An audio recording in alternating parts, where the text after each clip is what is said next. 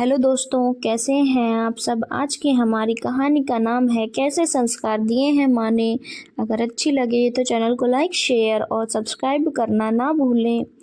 कैसी माँ हो आप भाभी, अपने बच्चे पर बिल्कुल भी ध्यान नहीं देती। यही सब सिखा रही हो उसे। खुद से फुर्सत मिले तो इस पर ध्यान देना। देखो कैसे पटर पटर जुबान चलने लगी है इसकी। इसे भी अपनी तरह ही बनाएगी। बिल्कुल भी संस्कार नहीं दिए खुद की माँ की तरह। मेरी माँ ने संस्कार नहीं दिए, इतना आसानी से कह दिया इन लोगों ने।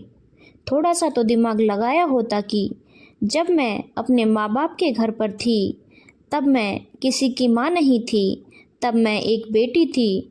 तो भला माँ बनने की शिक्षा कहाँ से देती मेरी माँ। मन ही मन यह सोचती लोगों के ताने सुन रही थी सैली। बात इतनी सी थी कि उसकी 10 वर्षीय बेटी धानी ने उसकी दादी को जवाब दे दिया था। दरअसल धानी बाहर के कमरे में बैठकर पढ़ रही थी। वही उसकी दादी और चाचा कमरे में बैठे टीवी देख रहे थे। उसी समय दादी को पानी पीने की इच्छा हुई, जो उनके कमरे में टेबल पर ही रखा हुआ था, जिसे वे खुद उठाकर ले सकती थी या फिर अपने बेटे से कह सकती थी वह उठाकर दे देता। लेकिन उसके लिए भी उन्होंने धानी को आवाज़ लगाई। धानी किचन में से पानी का गिलास लेकर आई तो टेबल पर पानी रखा देखकर बोली कि पानी तो यहीं रखा हुआ था, फालतू में ही मुझे होमवर्क करते हुए परेशान कर दिया।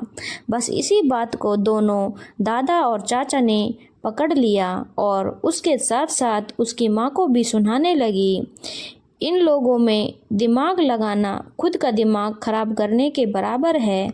इसीलिए सैली ने बेवजह का दिमाग लगाना ठीक नहीं समझा और चुपचाप धानी को लेकर बाहर आ गई। शाम को सैली किचन में काम कर रही थी कि बाहर वाले कमरे से ससुर जी के चिल्लाने की आवाज़ आई, जो देवर जी को डांट रहे थे, साथ ही साथ सासू माँ को भी सुना रहे थे। कैसी माँ हो तुम, तुम्हारे गले से रोटी का निवाला कैसे उतर जाता है।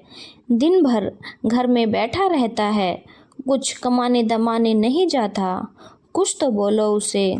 अरे पर एग्ज़ाम तो क्लियर कर लिया है, अब सरकारी काम है, अभी तक अपॉइंटमेंट लेटर नहीं आया तो इसमें इसकी क्या गलती।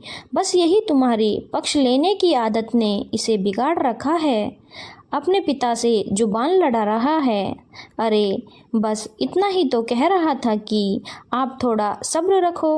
बस यही संस्कार दो अपने पिता से जुबान लड़ाने के। खुद के माँ ने जो संस्कार दिए हैं वही अपने बच्चों को दे रही हो। ऐसा कहकर ससुर जी अपने कमरे में चले गए। सासू माँ ने पलट कर देखा तो सैली वहीं खड़ी थी।